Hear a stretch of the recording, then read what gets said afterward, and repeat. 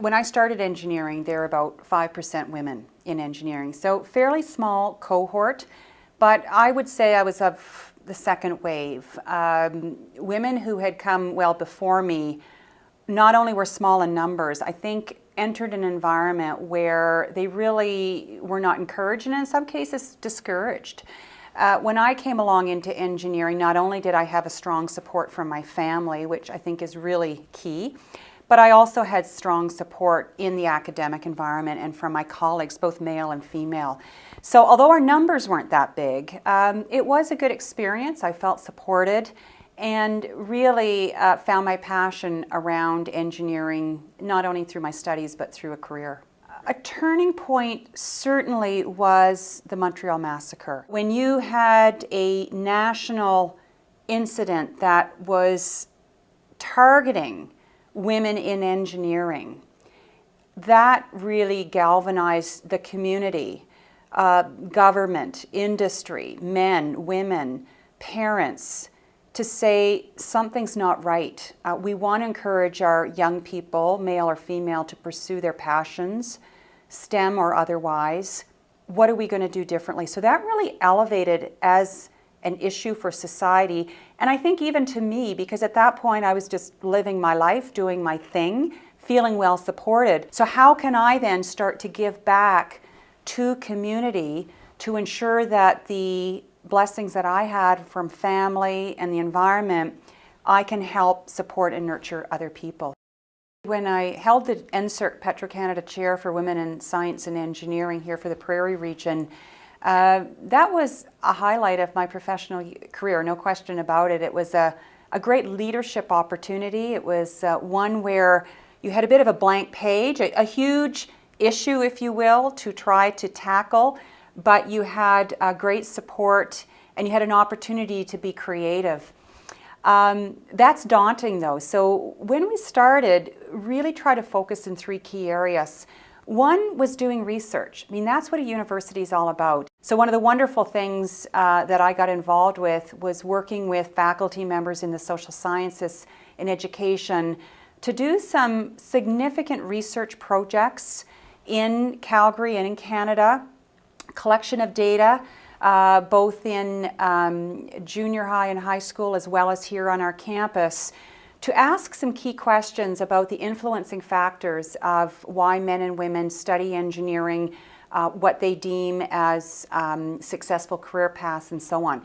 Secondly was really getting the word out. It is about making sure people have the right information. There are a lot of myths out there, whether it's just data, the facts, or whether it's around some of the qualitative information, again around societal structures and how people make decisions. So being able to be a translator, if you will, from the research over to the community. And thirdly was, okay, now that we've done some research and we better understand the issues, how do we translate that into action? So actually piloting some programs where we can really look at making a difference of exciting and retaining women in STEM fields. So things like Explore IT, where we bring grade 9 girls onto campus to learn about IT careers before they make choices in high school about course selection.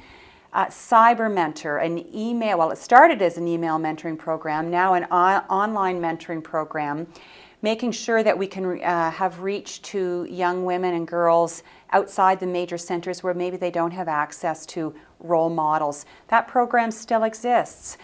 In addition to a number of other pilots that we launched, really to say, okay, let's see what's working, the good, the bad, things we need to do differently, and then it can be replicated in other jurisdictions.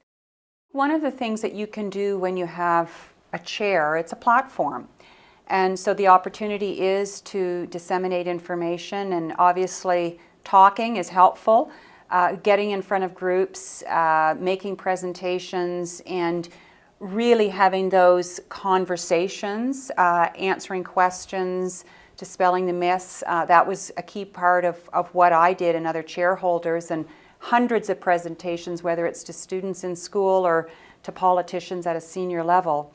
But also disseminating information through journals and in an academic sense, of getting the word out to other researchers so they can pick up your work, be informed, and then build that into their research programs. So there was a lot of effort in publishing results in journals that would be of interest and would be available to others in the field. Some of the other things we did was obviously on the web, making sure everything was available, that you could be a hub, if you will, of information, both that you were doing and a collection from others in related areas. And I would say also from the research we did, we produced very accessible reports. So not academic papers per se, but reports that really documented what was studied, what was found, and then how we could use that to help move the agenda forward. So a number of ways, and those documents all still exist, and that is part of one's legacy in a leadership position. Leaving behind some of your learnings in a way that others can find it, they can digest it, they can critique it, and then they can use it to inform the work that they will do well past your tenure as a chairholder. In engineering specifically, there has been a lot of work done again at a leadership level, making sure that we have role models, not only women faculty, but both women and men being role models to both men and women. That's important.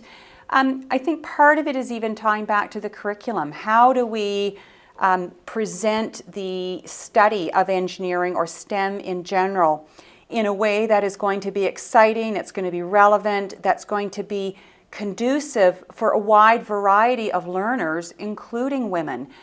We know from the research that women are particularly interested in the relevancy of their study to making the world a better place. Well, that is inherent in engineering. Are we teasing that out sufficiently, that young people are seeing those opportunities? I think it's there, but it's going to take a collective effort over time, looking within institutions, but looking within society, employers of our graduates, to really come together and say, there's some great opportunity for women in STEM areas, and let's make sure all young people, male or female, follow their passion, have the information they need to make the right decision for them.